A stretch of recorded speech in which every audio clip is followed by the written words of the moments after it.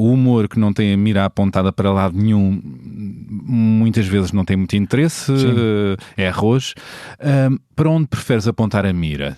Essencialmente eu gosto de apontar para os mais os poderosos, os sobranceiros, os arrogantes, os chiques espertos. Esses são pessoas que mexem, fazem-me cócegas no cérebro.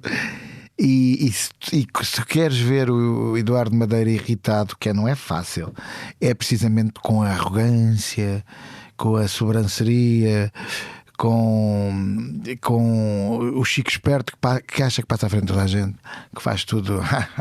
Eu sei como é que eu hei de fazer isso. E tu vês que este tipo, será que ele não percebe que está-nos a chamar parvos a todos os outros? Toda a gente é parvo, ele é que é muito esperto. Isso tira-me do sério. E portanto eu aponto sempre para o poder. Eu não acho que seja inválido qualquer outro tipo de humor. As pessoas fazem humor com o que querem. Eu gosto mais de confrontar aqueles que estão bem, que se sentem imunes. Os donos disto tudo. Os donos disto tudo. Os que estão sentados na cadeira do... Esses aí, obviamente que acho mais piada do que aqueles que, coitados, pela vida já são, às vezes já são gozados pela própria vida. Estar a meter mais lenha na fogueira é só triste. Ter na gentileza companhia, cabem todos nessa travessia.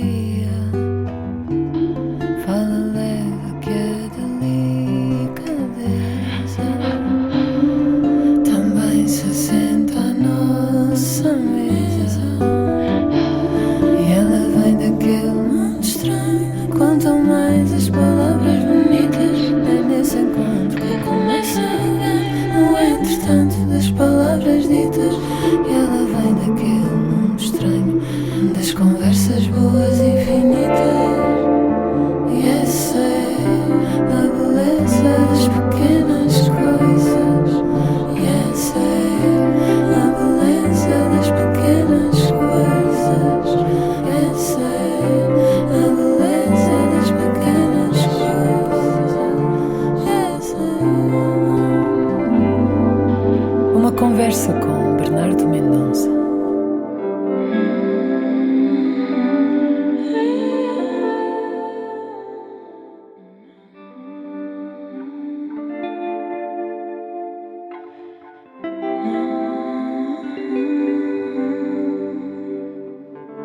O meu entrevistado é um dos mais populares atores e autores de comédia em Portugal. Um dos seus talentos é conseguir imitar de forma extraordinária as mais variadas figuras públicas. Mas é também mestre na escrita satírica. Falo de Eduardo Madeira, que nestes quase 30 anos de percurso no humor, upa, já fez de tudo um pouco. Formou um duo de comédia musical, os Cebola Mol, com Filipe Homem Fonseca. Escreveu e interpretou inúmeras peças de teatro, séries, filmes, solos de stand-up comedy e programas de humor para a televisão e rádio. Antes de tudo isso, ainda estudou para ser advogado na Faculdade de Direito, mas um sketch que enviou para as produções fictícias acertou no alvo e mudou-lhe o rumo ao estrear-se logo com textos para Hermano José. O bordão "Onde é que estavas no 25 de Abril?", que Herman tanto repetiu, inspirado em Batista Bastos, na versão Artista Bastos, é da sua autoria. E desde aí é o caminho que todos conhecem. Contra-informação, conversa da treta, os contemporâneos ou os donos disto tudo são algumas das criações que contaram com a sua assinatura. Com muitos espetáculos no bucho, Eduardo voltou este ano à estrada e aos palcos com um novo solo, 12 anos depois do último, e afirma que este é o mais pessoal de sempre, onde se revela grande entre os assassinos, num texto que não é só para bem dispor. Já que Eduardo conta alguns dos episódios difíceis por que passou, através da lente da comédia.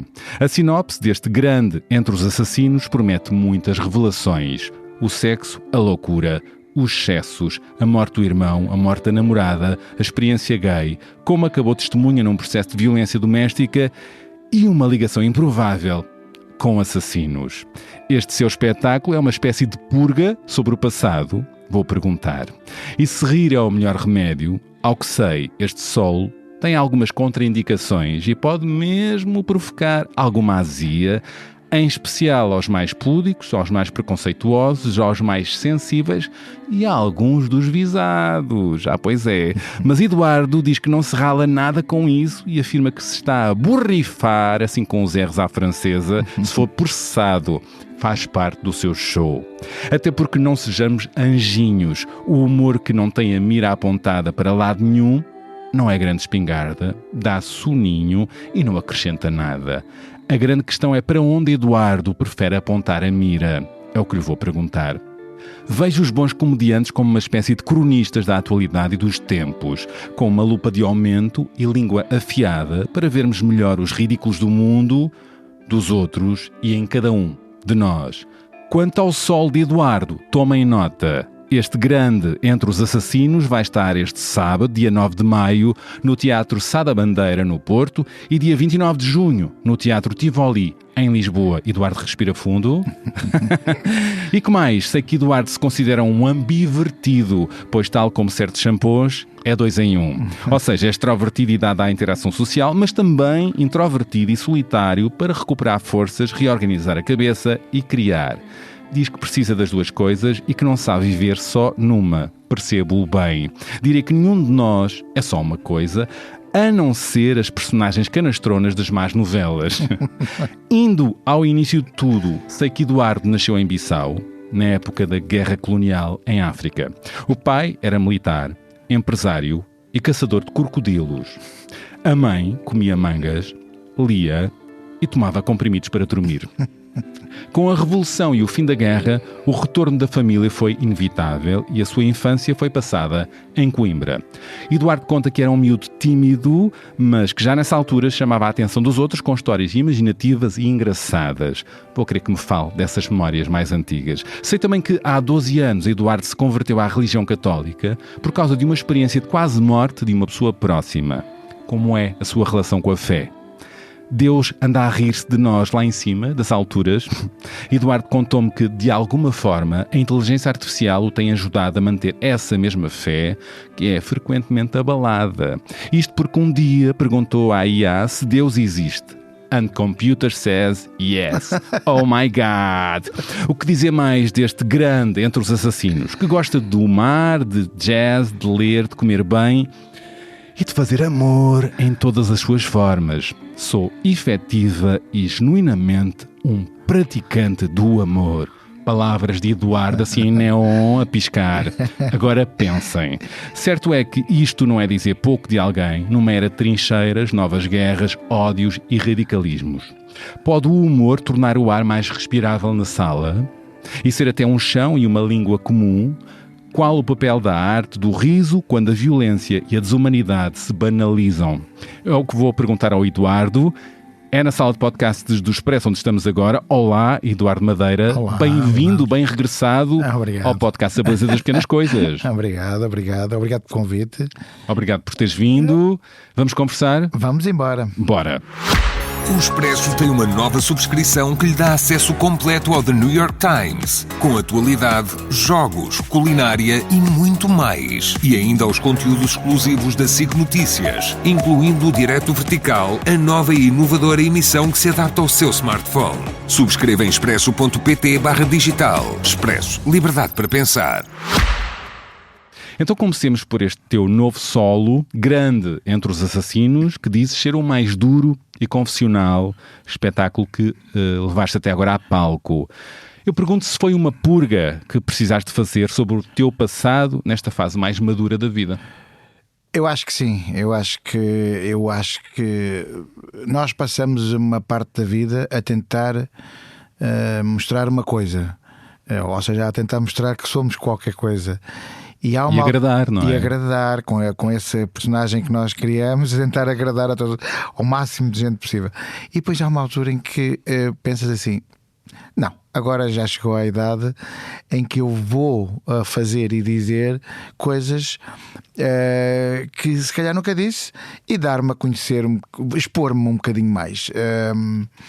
expor-me um bocadinho mais. E eu acho que este espetáculo, de uma forma, lá está, é feito por um comediante, nunca será um espetáculo feito por uma outra pessoa, é feito por um comediante, mas vai falar de temas muito complexos, muito difíceis, e a base do espetáculo são histórias que me aconteceram, porque eu andava há uns anos a pensar em voltar com um novo texto de stand-up e com um novo solo, mas não conseguia arranjar o ângulo, era de coisas dispersas, piadolas, pensamentos, e aquilo não tinha uma linha condutora e não era nada, na verdade.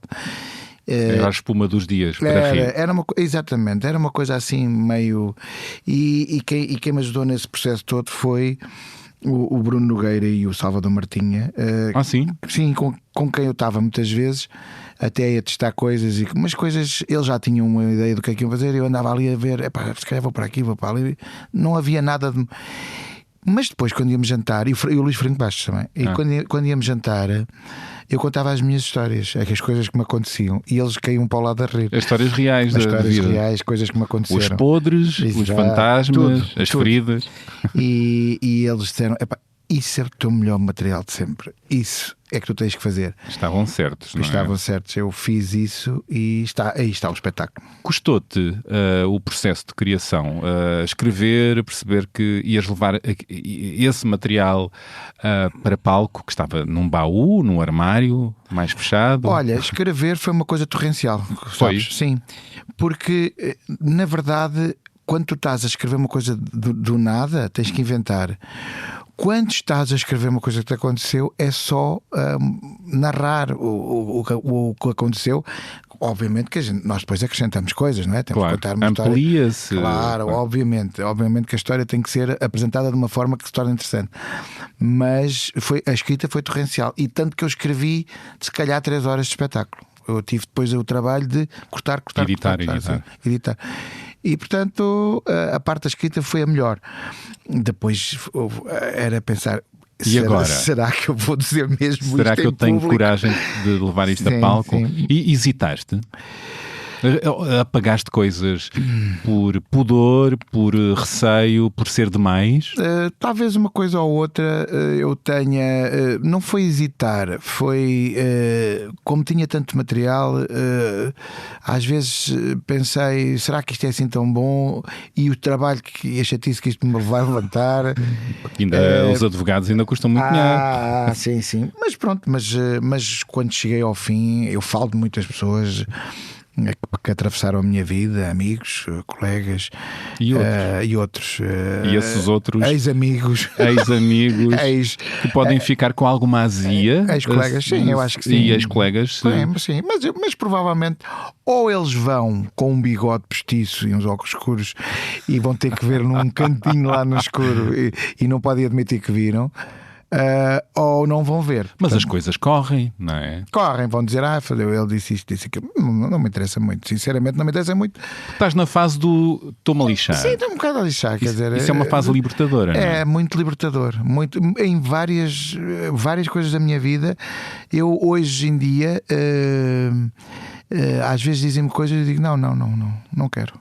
Não pretendo. Estás a praticar o não, é isso? Estou a praticar o não, que eu acho que nunca pratiquei. Estou a praticá-lo com uma pinta. Estou mesmo em alto na prática do não, porque não era uma coisa que eu soubesse fazer particularmente bem. Poucos nós sabemos, não é? E hoje em dia muitas vezes falam comigo e eu já não facilito, porque ainda há uns tempos eu falava que poderia estar a ficar cansado de ser simpático. Eu sempre fui uma pessoa mais para o lado simpático do que.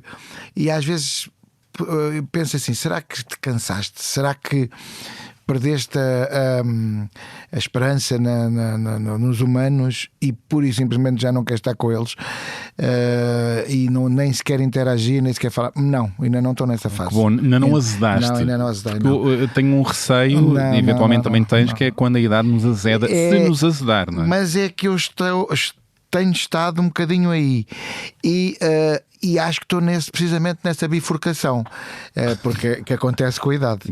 Pode não acontecer, não é? Pode não acontecer, mas eu acho que não vou sair para o lado azedo. Porque isto é como ao vinho, ou dá bom vinho ou dá azeite. Exatamente. Eu acho que não vou para o lado. Não vou Isso para é o bom, lado. não é? Sim. Como é que se faz para evitar isso? Olha, faz para evitar isto, relativizar um bocado as coisas, a vida. Nós temos muitos problemas. Projetamos uma imagem, mas as pessoas não sabem o que é que se passa connosco. E o que eu aprendi a fazer muito foi a relativizar tudo. Ou seja, eu procuro sempre, não estou aqui a ser nenhum guru, mas procuro sempre pensar: espera, está bem que isto aconteceu e coisas aqui, mas todavia há aqui uma pessoa ao lado que está muito pior e que essa sim tu ainda podes ajudar essa pessoa. E o teu problema eventualmente resolve-se, não é? E o meu problema tem solução nesta muito fase. Importante. Pois é. E portanto tu resolve, mas é o teu problema, e se conseguires ainda dás uma mãozinha àquele que está ali, que está bem pior que tu. Pois não estar só a olhar para o umbigo, não é? Sim, não podemos. E também é outra coisa que eu ainda não desisti, é de olhar só para o meu umbigo. Nunca o fiz e acho que não vou conseguir continuar. Ou seja, vou continuar sempre a preocupar-me com as pessoas que estão ao meu lado, ali, lá, dar uma às vezes um telefonema só a perguntar: preciso de alguma coisa? Isso não se pratica muito, não é?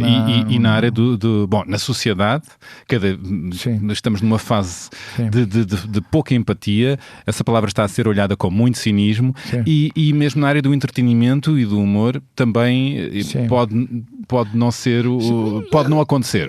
Eu acho que é geral, mas os artistas são só mais um setor, só que como é um setor mais histriónico e com a luz apontada, podem inchar mais o ego. Percebe-se mais. Um senhor doutor ego, não é? Exatamente. Também o há, não é? Muito nos artistas, o ego é uma coisa. Mas é engraçado que o ego dos artistas é talvez o mais sui generis. Porquê? Porque é o que enche mais, mas é o que esvazia também com maior facilidade. E tu vês, às vezes, a pessoa mais cheia, se calhar vai ali para um cantinho, fecha a porta e chora. Ou seja, no momento em que o ego... E ele percebe que está sozinho. Pois, será que percebe? Também há o momento de deslumbramento. Percebe. Há sempre um momento em que toda a gente sabe, até eu, todos nós sabemos que há sempre um momento em que nós, na verdade, somos sós. Nós somos uma... Isso é aquela imagem banal, mas eu acho sempre muito interessante, que é o verdadeiro artista, que está em palco com um grande público, muitos aplausos, e depois vai sozinho para o camarim, eventualmente sozinho para o hotel. Tal e qual. E estamos a falar de humoristas, mas de músicos, de atores, de atrizes, ou seja, quem sobe a palco tem este lado, não é? Sim. Eu senti quando isso. Sai de cena. Centenas. Essa solidão. Essa solidão, sim. Essa solidão de, no fim de tudo, chegas ao quarto e estás sozinho. Depois de muita coisa. Depois Depois estás no topo. Depois estás ali, parece que estás no topo do mundo, escalaste a montanha e de repente depois há este silêncio. É isto, na verdade, é isto. Cais em ti. E há muita gente que lida muito mal com isso. São maneiras de lidar, tanto que a taxa de suicídios nos artistas é muito superior à dos vendedores de imobiliário. Sim. Digo eu, não sei. Este é um estudo feito por mim. Pronto. Agora, neste momento. Houve uma altura em que lidaste mal com isso? Eu acho que sim. Eu acho que lidei um bocadinho mal com isso a certa altura, talvez quando era mais novo. Para mim, no meu caso concreto, deu-me um bocadinho para os excessos. Sexo, drogas, rock and roll e humor. Sexo, drogas e rock and roll. Era essa a cena. Mas há pessoas que dá-lhes para a depressão, há pessoas que lhes dá para a ansiedade, para ataques de pânico. Ou seja, a maneira como a gente lida com as coisas é sempre diferente, não é? No meu caso foi mais para o lado dos excessos e do lado de me perder um bocado. Foi uma fase de perdição, então? Não foi uma fase feliz essa? Foi um bocadinho de perdição, porque tu depois pretendes... Tu, na verdade, a adrenalina que tu tens, que tu experimentas num palco é quase como atirar-te de paraquedas ou uma coisa do género. É incrível. E depois aquilo cai logo a seguir. E depois uma pessoa artificialmente tenta, lá está, em vez de ir para o quarto e aguentar a coisa sozinho, tentas artificialmente manter a adrenalina até poderes. O espetáculo do sábado, se conseguis até terça, se aguentares, haja dinheiro e saúde. E havia ambas. Havia dinheiro e saúde. Queimaste muito dinheiro. Muito, meu Deus. Mas pronto, faz parte. Faz parte. Este teu grande Entre os Assassinos, porquê o nome? Tem a ver com uma história? É uma das histórias, As histórias, todas elas têm um nome ou têm um tema. Às vezes não pus um nome para não... Ou seja, se a coisa um dia sair como livro, na verdade tem todas um nome. Todas as histórias são uma espécie de um conto, mas este caso a frase é tão forte e a experiência que levou a essa frase é tão forte que de facto acabou por ser o nome, só por ser um nome muito forte, não é? É um nome que leva a pensar o que é que aconteceu aqui. Eu não posso ser spoiler. Pois, sim, estou a perceber, mas já lidaste com assassinos? Já lidei com todo o género de pessoas, com assassinos também. Já? Já. Já estiveste no Bafom? Já estive no Bafom, mais Bafom que tu possas imaginar. É assim, a minha história é precisamente de uma pessoa que esteve em todo lado. E o meu avô disse uma vez uma frase que me marcou para sempre, que ele disse-me assim: um cavalheiro, tanto é cavalheiro no salão como na taberna. E eu achei isso incrível. Foi uma coisa que sempre me teve na cabeça, não é? Ou seja, estejas tu em contexto que estiveres, tens que estar bem, tens que saber estar. E eu em Coimbra, quando estava em Coimbra, andava num colégio de Betos, né? de colégio católico, e depois fui para a Margem Sul a fazer o liceu. Esquece, foi os antípodas. Foi formativo. Sim, foi muito formativo. Eu sou o que sou graças a isso. Tu podes encontrar a pessoa mais interessante do mundo onde menos esperas, não é? De repente tens uma pessoa que é varredor, e essa pessoa de repente conta-te uma história ou fala de uma coisa, tu dizes: pessoa interessante. E depois podes ter no outro lado, lá está, no outro lado pode ser uma pessoa que não tem interesse nenhum. Pois não, está a cutucar no umbigo e a dar soninho. Exatamente. Portanto, ou seja, tens que procurar sempre um bocadinho ter as melhores experiências de todos os sítios para onde vais passando. Sem preconceito e disponível, não é? Disponível. O preconceito é coisa que eu sou porque a vida assim me obrigou a ser a pessoa que não tem preconceitos de nada. Nunca ninguém me pode acusar de foste um bocado. Isso é uma coisa que é quase ofensiva para mim. Porquê? Porque eu vivi, sabes que eu vivi para aí em 30 casas diferentes. Tive com muita gente, vivi em países diferentes, tive com muitas pessoas diferentes. Em países diferentes? Não, tive uma temporada fora de Portugal, em que estive em França, vivi na China, em África, estive a estudar também fora. Ou seja, estive sempre em países diferentes, estive em países diferentes, muitas casas diferentes, muitas cidades diferentes, conheci muitas pessoas, muitos amigos, muitas pessoas de todo o género, e portanto isso leva-me a olhar para o ser humano de uma forma, ou seja, muito aberta. Isso é uma boa ferramenta para um humorista? Sim, no meu caso é fundamental, porque o meu humor baseia-se em pessoas.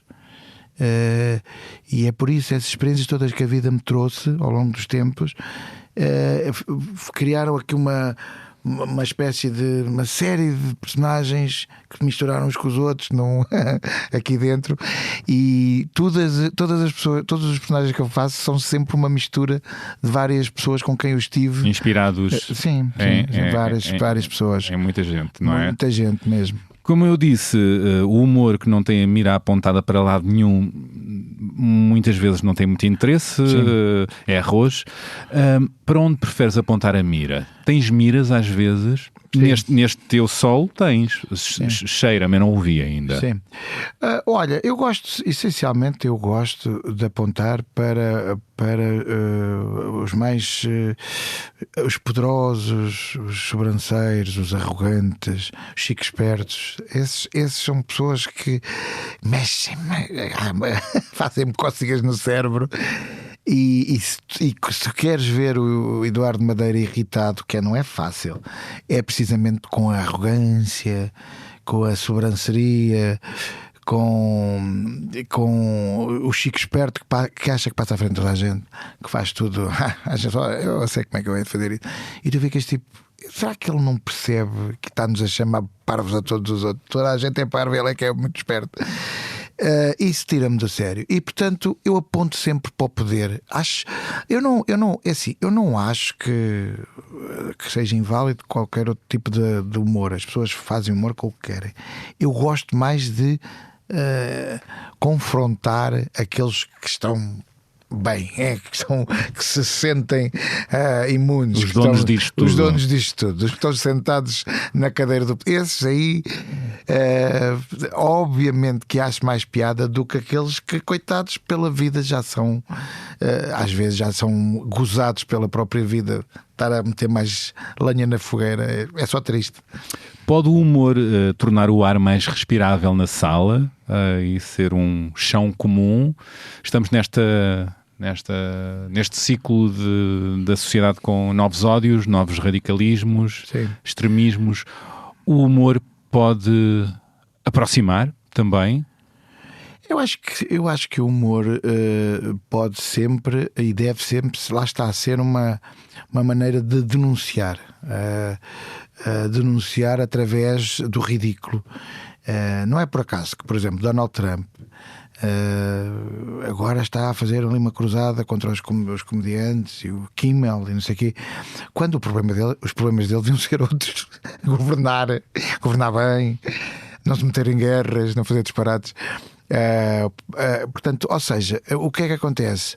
Essa coisa que o humor faz de expor, de denunciar, e o próprio Ricardo, que vocês que trabalha aqui na SIC, Ricardo Araújo Pereira, faz um trabalho que eu considero eu não seria esse chavão do serviço público, porque isso já deu para tudo, mas é um trabalho absolutamente meritório. Porquê? Porque normalmente expõe, lá está, pessoas com poder e que se acham às vezes intocáveis e que de repente estão a responder a perguntas que nós todos gostávamos de fazer. E portanto o humor tem essa componente. Mas eu vou fazer aqui uma ressalva que é muito importante, que é: o humor tem que ter piada. É isso. É o que as pessoas não se... Quando não tem piada... Quando não tem piada não é humor. Não é humor. Não é humor.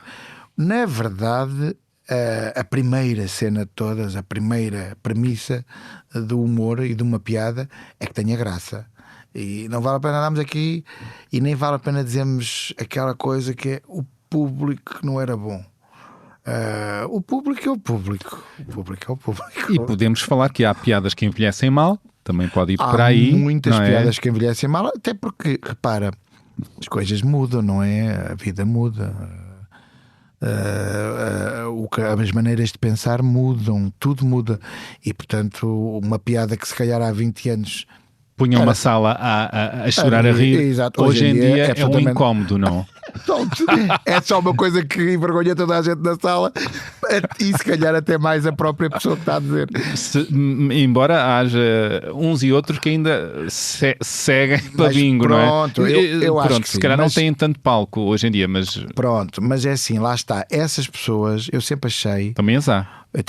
Eu sempre achei que a vida e o mercado e a coisa ia encarregar-se de pôr mais ou menos tudo no sítio. É como o mar. Exatamente. Ia encarregar-se de pôr tudo no sítio. E as coisas vão andando. E a gente vai vendo que às vezes as modas ajudam a lançar, mas se não for uma coisa consistente, a moda também depois ajuda a levar. percebes?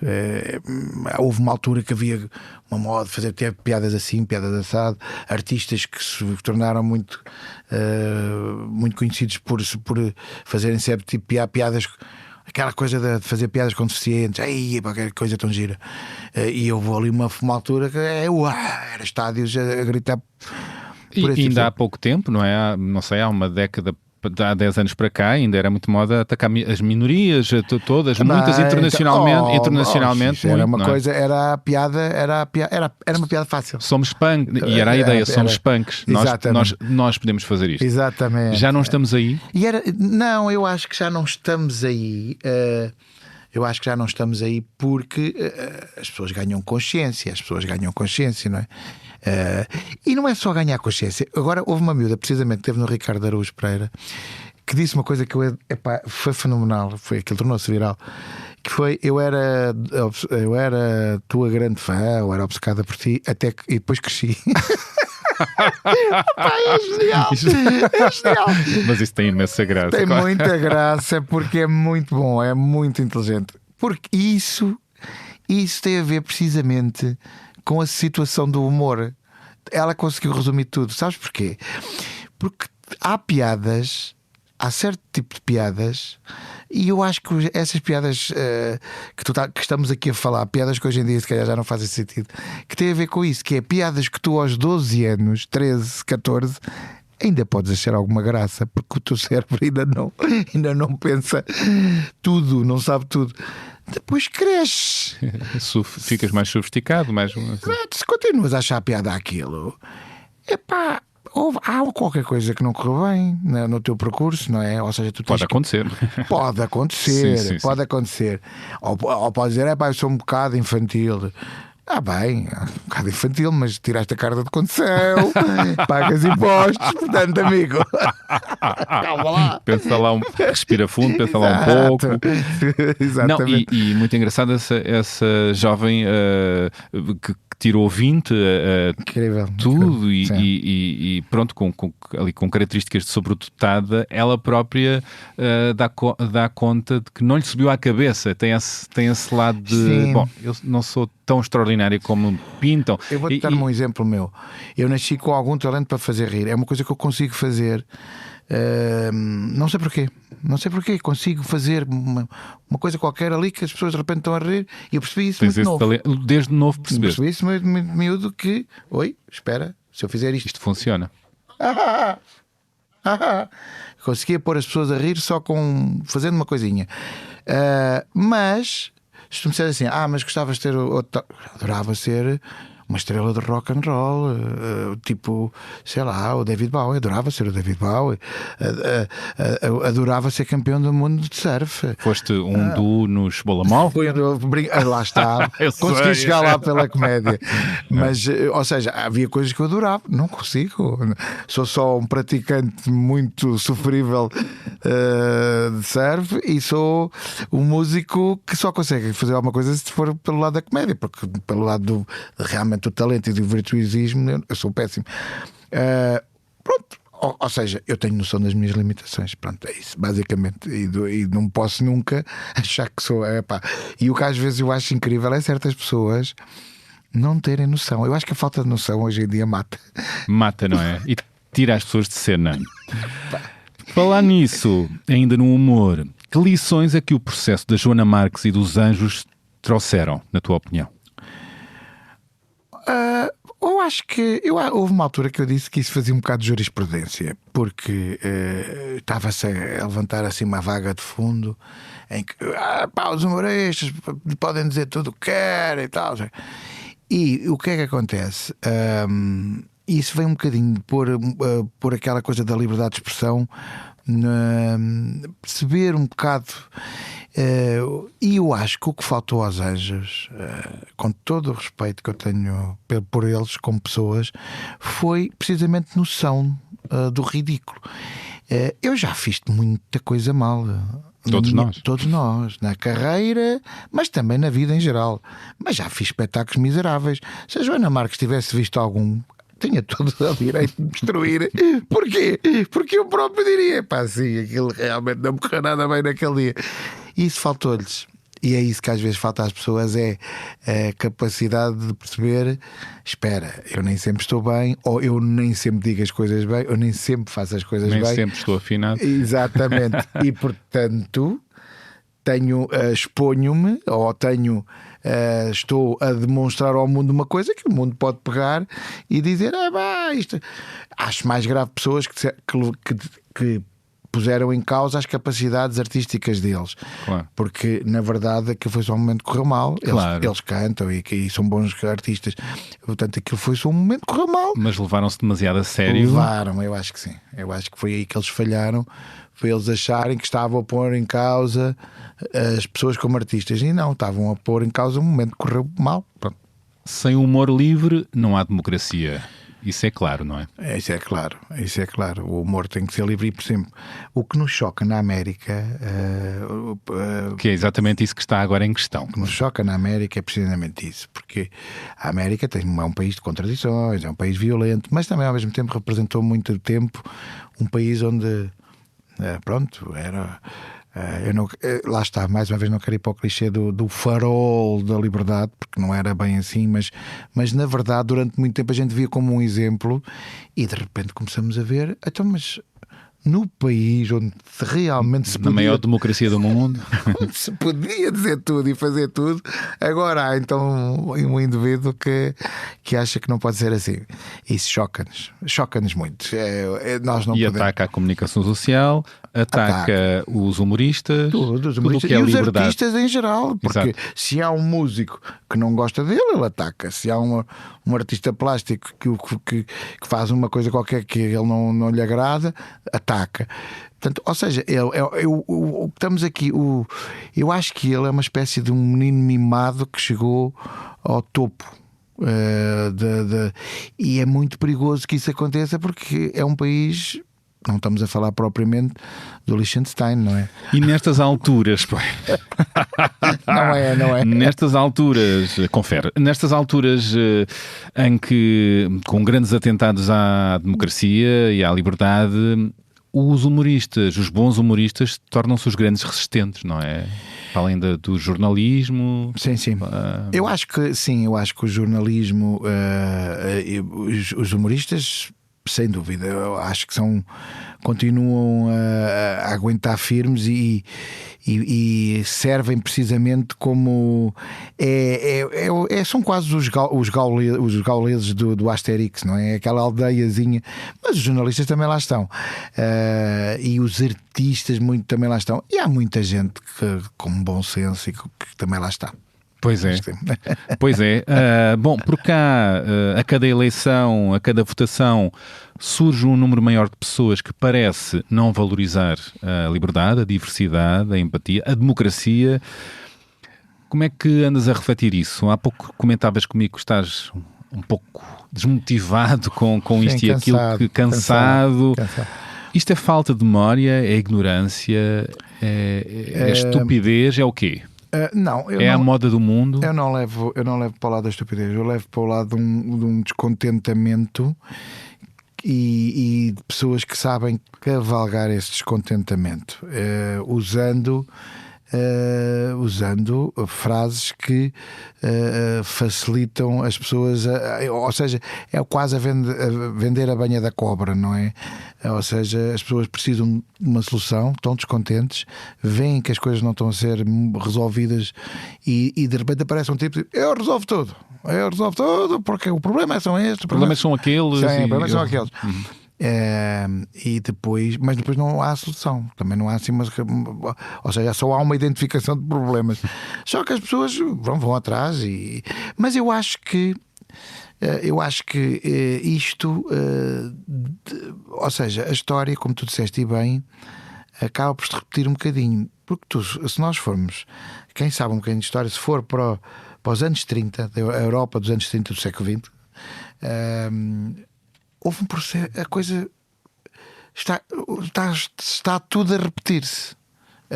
O que aconteceu parece que foram aqui estes 70 anos de seguir à Segunda Guerra, em que houve aqui uma calma, mas de repente não sei onde é que isto começa, mas está a repetir-se um bocadinho o ciclo. Ou seja, há uma classe política um nadinha mais incompetente, um nadinha mais corrupta, que leva a que apareça estes senhores com bigodes esquisitos que prometem soluções estranhas. A arte ajuda, pode ter um papel aí. Eu acho que sim, eu acho ao melhor futuro. Sim, eu acho que o problema, eu acho que a função da arte é precisamente de estabilizar. A arte não pode entrar não pode fazer parte do status quo, não é? Tem que ser, a arte tem que mexer com as pessoas, perturbá-las e levá-las a dizer: oi, o que é que acabou de acontecer aqui? O que é que eu vi?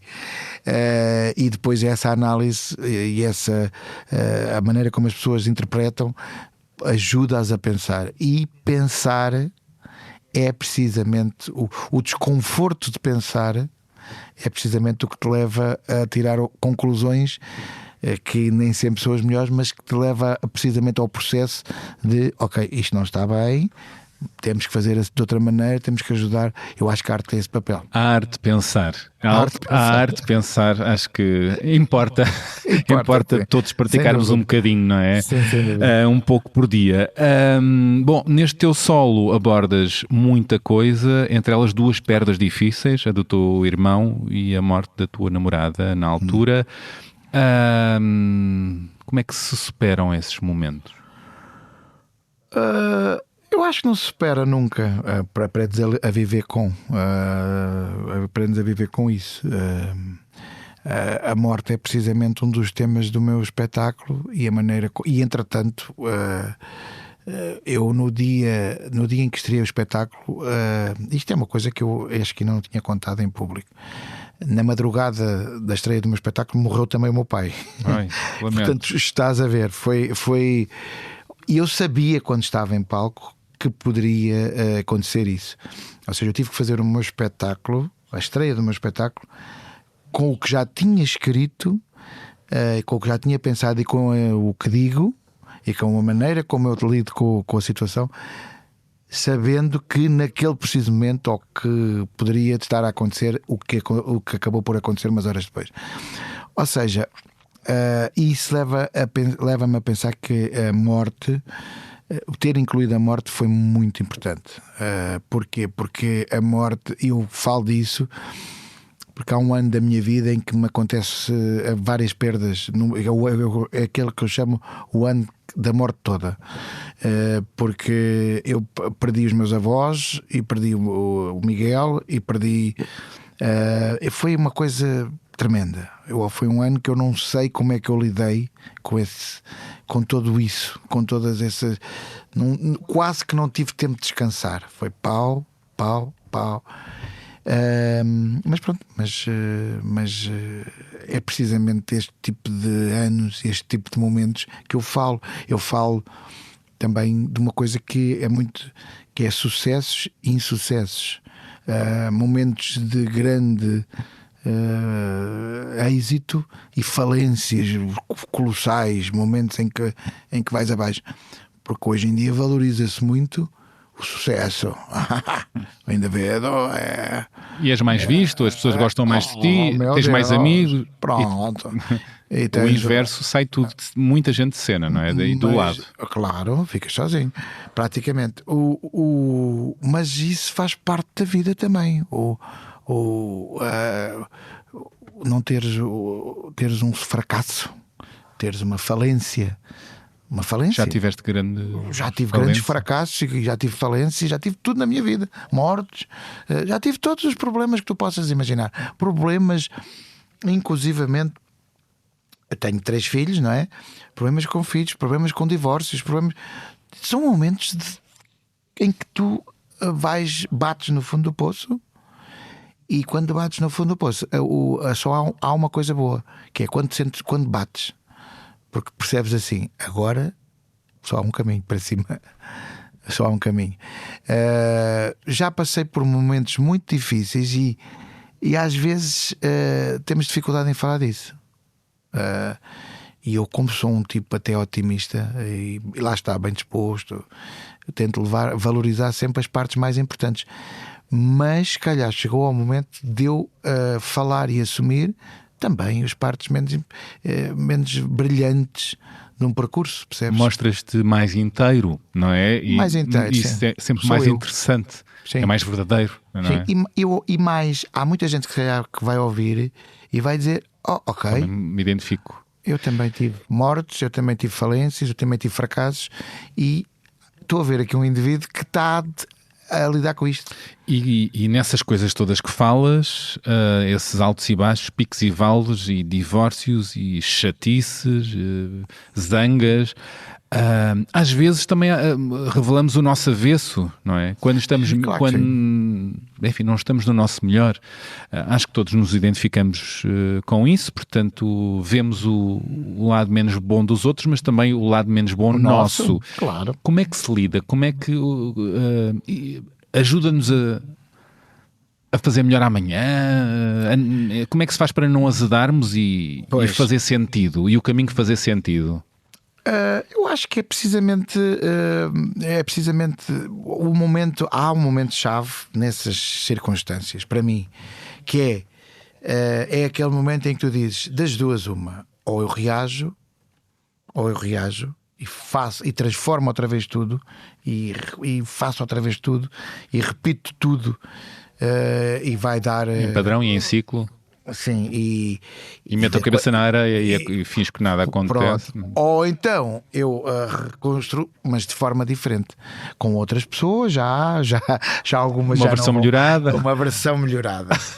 E volto a tentar então numa versão melhorada, porque eu acho que é isso a vida, é a gente tentar ir sempre fazendo versões melhoradas de nós Temos próprios. novas vidas nesta vida, não é? Sim. Parece que é uma reinvenção. Porque uma vida são muitas vidas, na verdade. Também acho. Uma vida são muitas vidas. É isso.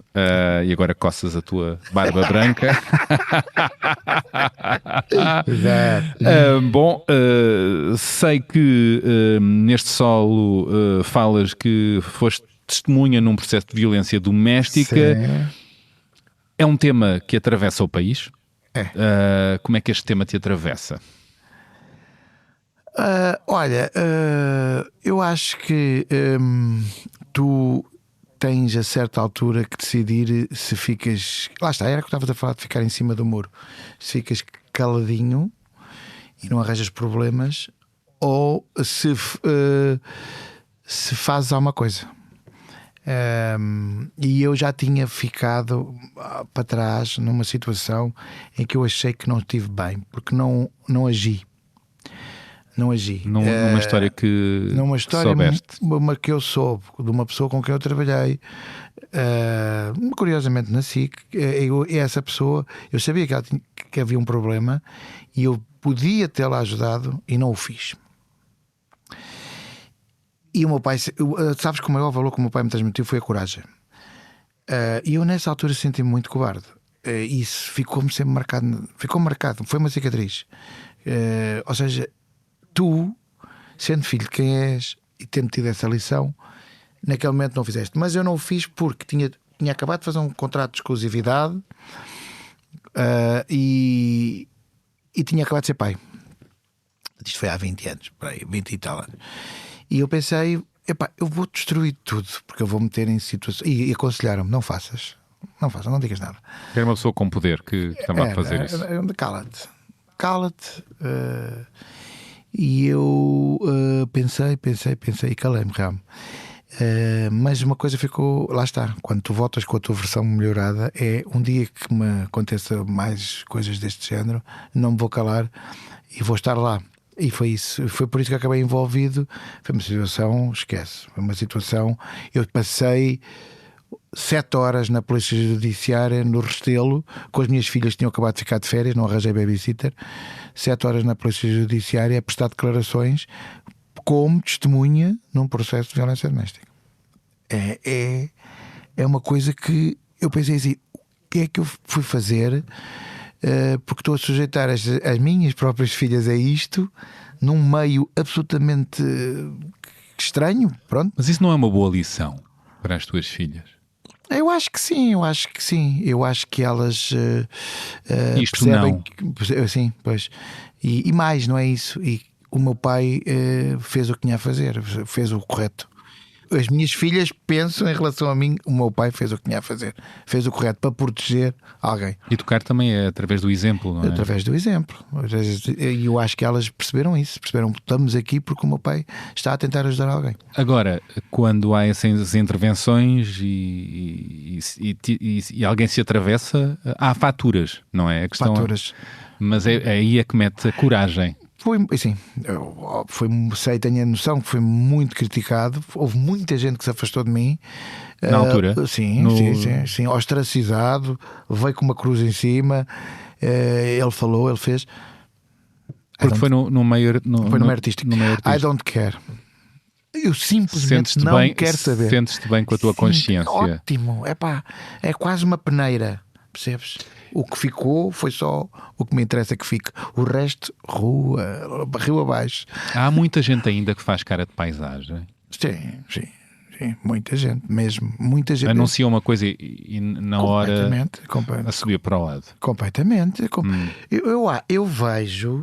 Eu vejo muitas pessoas a falar da violência doméstica e disto e daquilo, e depois o que eu vou vendo é: ok, então vamos lá falar sobre isto. Não, pá, tenho um compromisso, lembrei-me agora. Não fica bem. Não fica bem.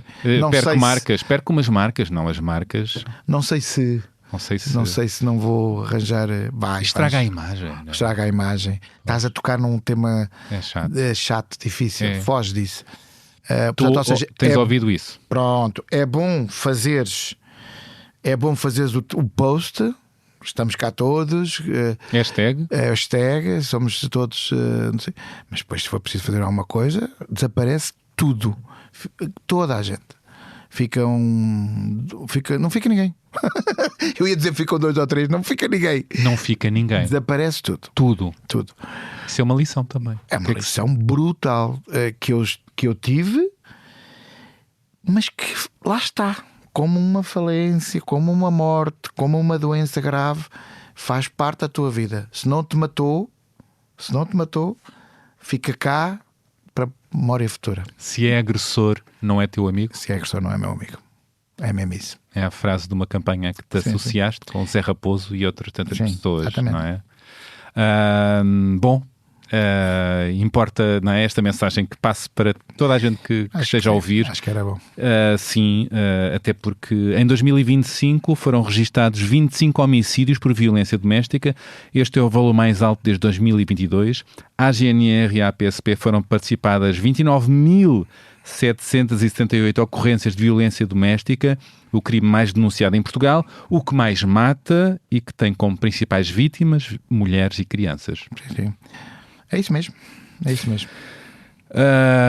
Para reflexão, violência sexual, de género e violência no namoro é outra coisa incompreensível. É outra pandemia social.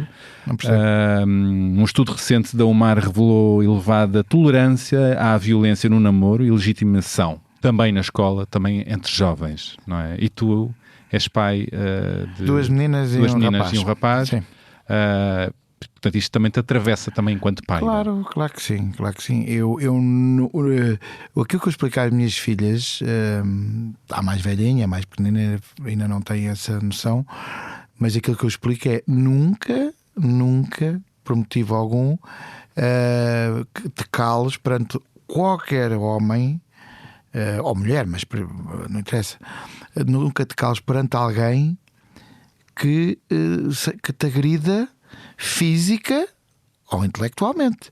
Não te cales. Denuncia. Se não tens força, fala com alguém. Pede ajuda. Pede ajuda ao professor, pede ajuda ao pai, pede ajuda a um amigo. Pede ajuda. Porque temos que travar a coisa. E o silêncio é sempre beneficia sempre o agressor, não é?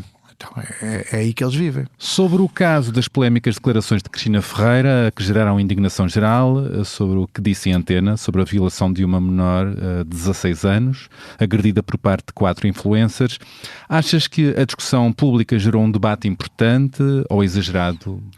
Algo desnecessário a certo ponto? O debate é absolutamente necessário. E a grande virtude deste momento, deste episódio menos feliz, é precisamente o debate que suscitou.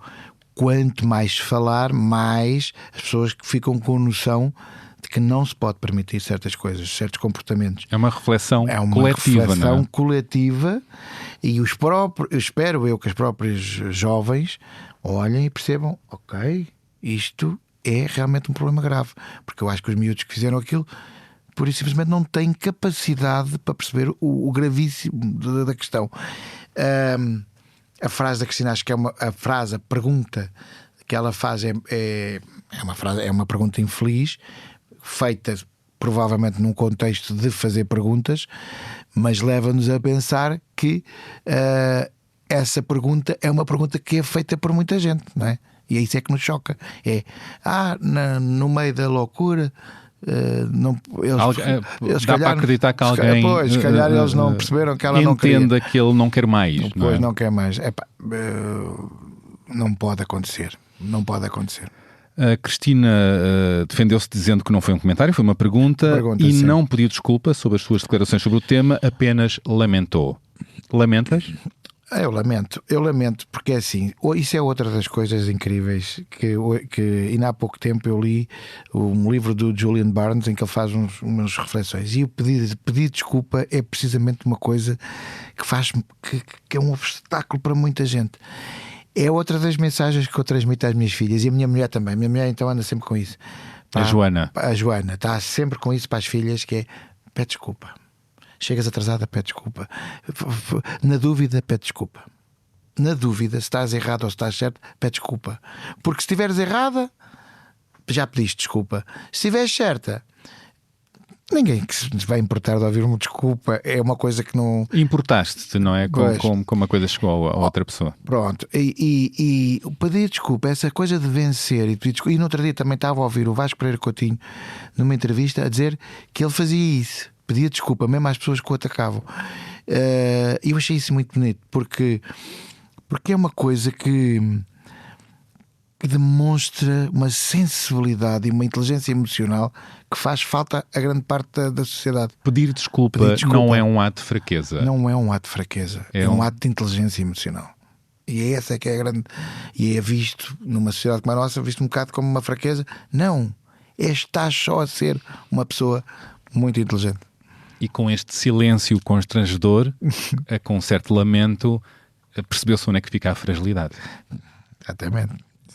Ainda sobre violência, bullying e cyberbullying é um tema também que chegou à vossa casa. Sim. Porque a vossa filha mais velha, a Leonor, foi vítima de bullying. Ao que sei, a situação está ultrapassada. A Leonor mudou de escola, já tudo resolveu-se, mas que lições é que vocês tiraram daqui que possam partilhar? Olha, a maior lição de todas é que tu encaras os problemas de uma forma até ao momento em que os problemas são teus, e aí passas a encarar de outra forma. Quando é com os outros é diferente. Com os outros é tipo, que chatice, pá. Olha que situação tão chata, pá. Ajuda, lá está, ajuda aqui, não sei o quê. Tenho que ir para uma reunião, pá, mas estou contigo, só que não Força posso. aí. Força aí. A partir do momento em que é contigo, as coisas mudam de figura, e mais uma vez tu percebes que uma série de pessoas desaparecem, outras ficam, outras aproximam-se. Atenção. Pessoas afastaram-se porque vocês quiseram proteger a vossa filha? Sim, eu acho que pessoas se afastaram porque nós queríamos proteger a nossa filha. Pessoas afastaram-se porque não perceberam a dimensão da coisa e pareceu-lhes tudo muito exagerado. Alguns amigos afastaram-se, outros depois mais à frente reaproximaram-se e disseram desculpa que eu não estava com noção do problema. Essa desculpa é valiosa. Essa não é? É muito valiosa, não é? Porque lá está nem sempre estamos bem. Mais uma vez distingue o trigo do joio.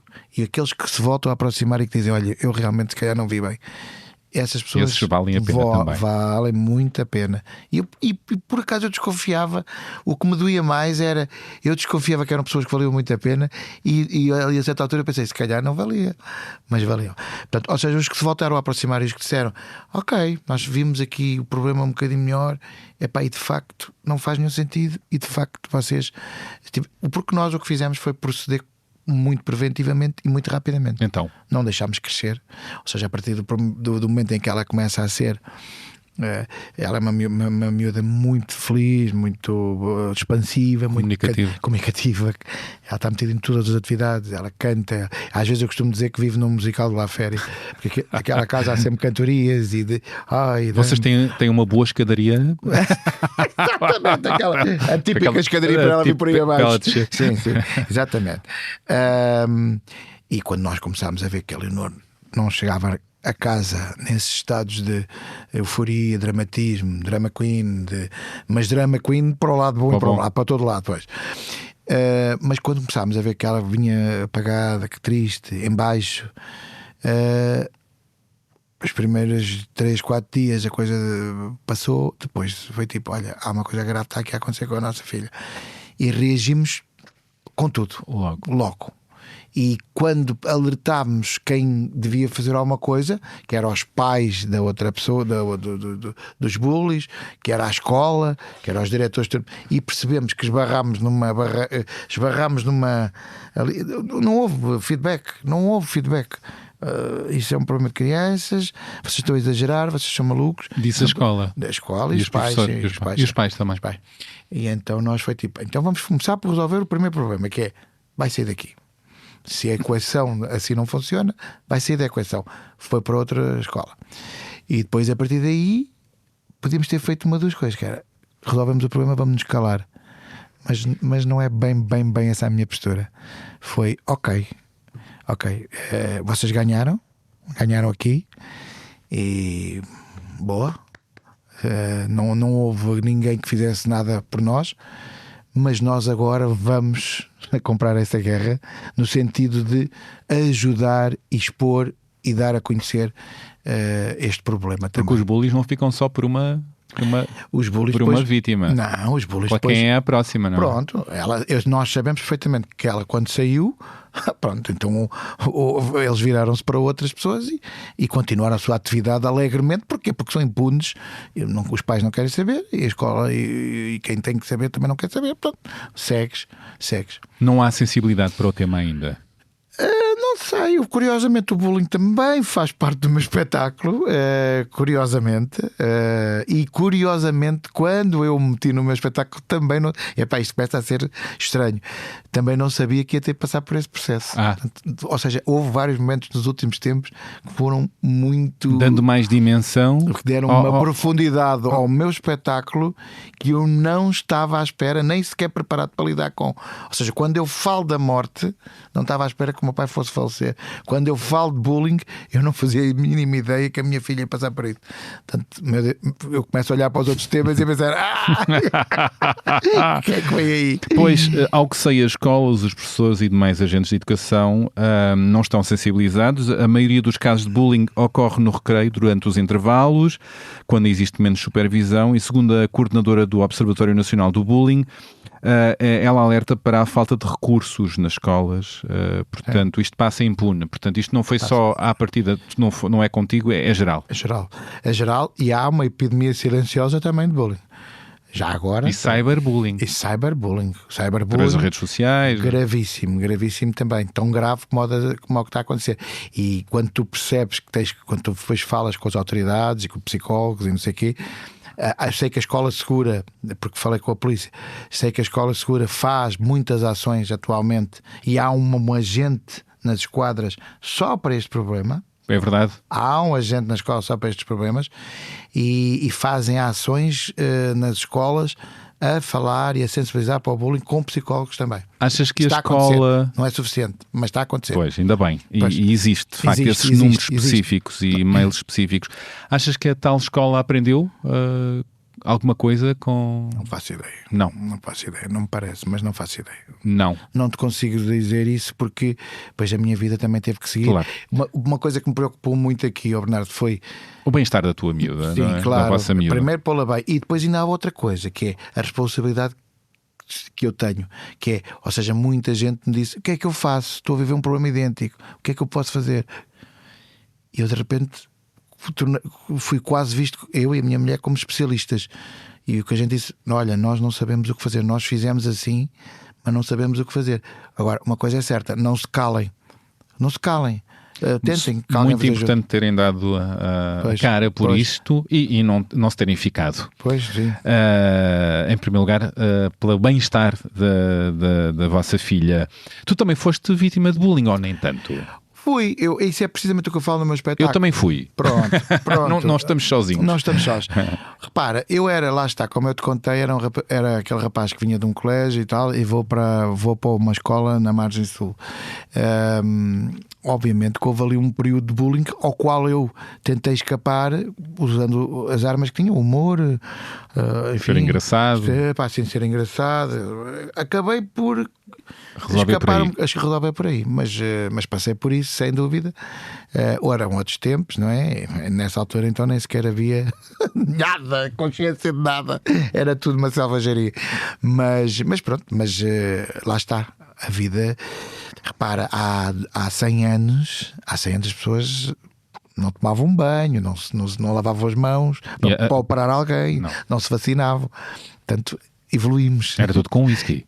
Era tudo com whisky. Não ficava mal. Verdade. Bom, nasceste em África, em Bissau, a capital de Guiné-Bissau, na época da Guerra Colonial em África.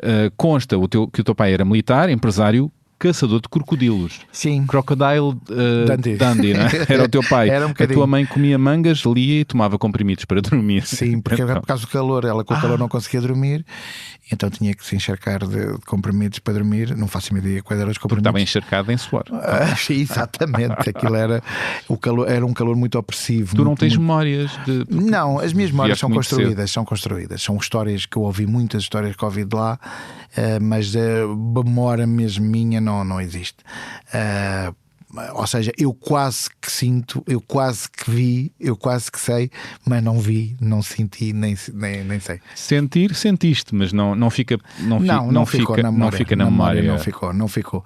Agora, a música, muitos elementos da gastronomia, muita coisa, há muita coisa que muda. Vieste com que idade? 2, 3? Eu vi com 2 anos, sim. Pois. 2 anos, sim. As primeiras memórias é sempre muito a partir dos 3, 4 anos é que nós começamos a construir memórias, portanto não há. Regressaram enquanto retornados, não é? Com esse estigma, não é? Para Coimbra? Sim, para Coimbra, é a terra do meu pai. Nós, na verdade... Ou nem tanto? Não, na verdade não houve muito isso. Porquê? Por uma circunstância muito simples. O meu pai tinha contraiu um problema qualquer no estômago. E os negócios que ele tinha lá, esse negócio era não era o negócio principal dele, dos crocodilos, que na verdade eram jacarés que ele vendia eram outros tempos, né? Não quero aqui criar grandes problemas, mas vendia às casas francesas de alta costura para fazer as malinhas da Chanel, não sei o quê. Das Anna Winters da vida. Exatamente, tal e qual. Era um bom negócio, não é? Como é óbvio, na altura não havia consciência de nada do que há hoje, mas portanto esse problema de saúde fez com que ele vendesse todos os negócios, não sei o quê, e tivesse a preparar a saída.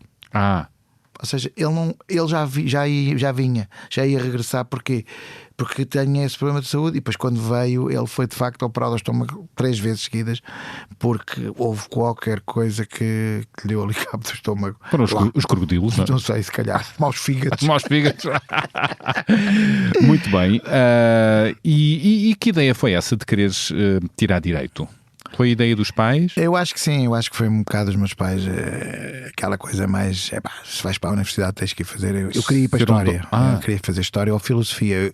Eu era um aluno incrível a filosofia, tirava 20 a filosofia e depois houve um exame final, eu lembro perfeitamente, e a minha professora de filosofia disse-me: Este teste que eu fiz foi muito importante. Porquê?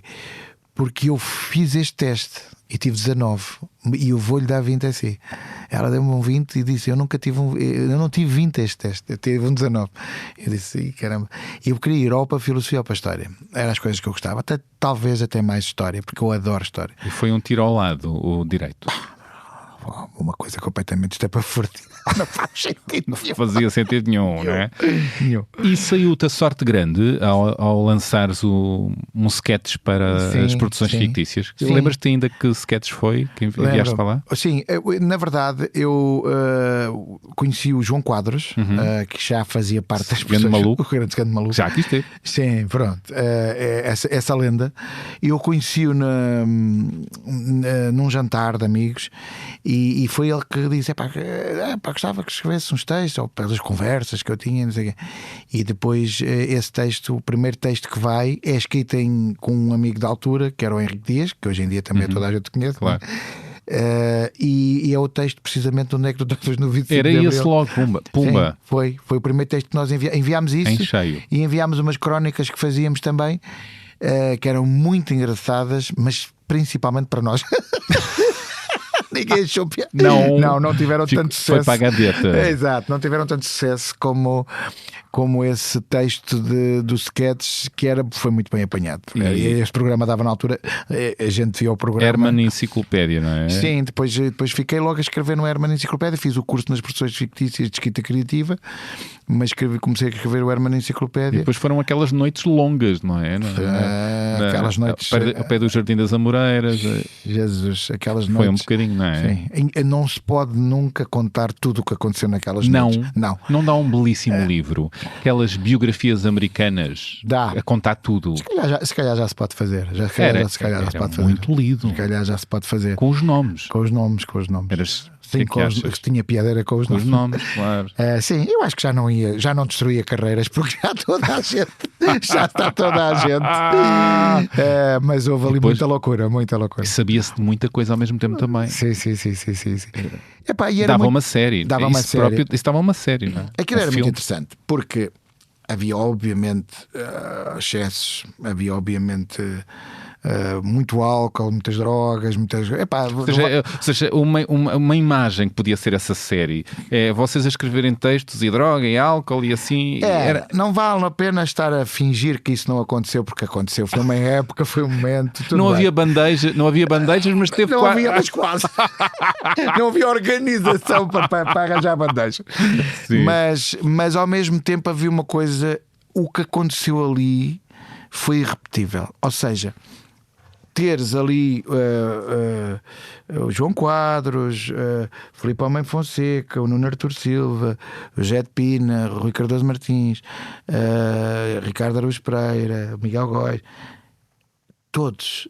Aquilo era uma espécie de uma coisa de pensadores, uma ágora, não sei, era uma escola de pensador quase grega, onde todos os dias havia, por exemplo, o tema do dia era esmiuçado, fazíamos ali, destruíamos tudo, falávamos, dizíamos todo tipo de piadas, e depois cada um ia trabalhar para o seu lado, normalmente em duplas, mas de facto as ideias, as coisas que tu ouvias, mesmo que não concordasses, mesmo que fosse porque havia pessoas de esquerda, de direita, do Sporting, do Benfica, disto, que pensavam assim, pensavam assim, e destruíamos todos ali, era quase mas depois íamos todos trabalhar e o que saía era uma variedade de ideias, uma força criativa que eu não sei se existe noutros sítios com tantas cabeças diferentes,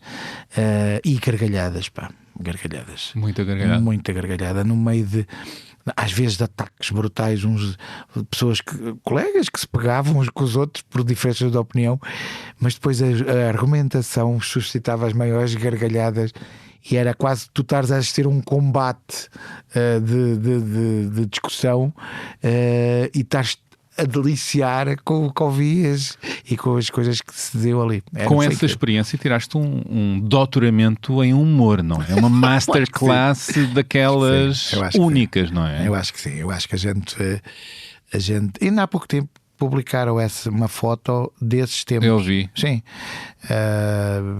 Mulheres muito poucas. Eu lembro que havia a Maria João. A não Maria é? João Cruz. Lembro-me. Que é quem eu trato por prima, porque de facto são tantos anos de amizade. Mas muito poucas mulheres. Sim, a Patrícia Castanheira. E a Patrícia Castanheira. Patrícia Castanheira Não que... era um terreno de muitas mulheres. Porquê? Sabes que eu acho que as mulheres chegaram mais tarde à comédia do que os homens por causa do machismo, por causa do papel da mulher. A mulher não pode ser maluca, não é? Na altura, a Ana Bola já não escrevia. A Ana Bola escrevia. A Ana Bola tinha inclusivamente lançado livros. Pois é, mas era das poucas a dar a cara. Única, era talvez, a única, não talvez era? a única, sim. Era tipo talvez das únicas que se aventurava a escrever e a fazer os seus próprios programas. Porque era muito difícil. Eu acho que talvez a Maria Rueff tenha sido uma pedrada no charco, no sentido de ela fazia tudo, não é? Ela conseguia ir muito a todos os campeonatos. Mas aí não a escrever, aí não a interpretar. escrever. Na escrita, então, é uma coisa que surge. E a Patrícia Castanheira e a Maria João Cruz eram ali as duas que punham o respeito. Então, Que nos punham na ordem. então o humor era a menina não entra. Foi durante muito tempo. E o que estás a assistir hoje é uma revolução no humor. O que estás a assistir hoje com a Joana Marques a dominar o humor nacional, com a Bombana Fofinha, com pronto, todos estes comediantes que têm surgido, a Luana do Bem, uma série de comediantes. É a época delas. Eu acho que sim. São as que se estão a distinguir mais Eu entre acho humoristas. Eu acho que sim, eu acho que há uma vaga de mulheres que estão a fazer humor, a Rebentinhas, a Pipoca Mais Doce.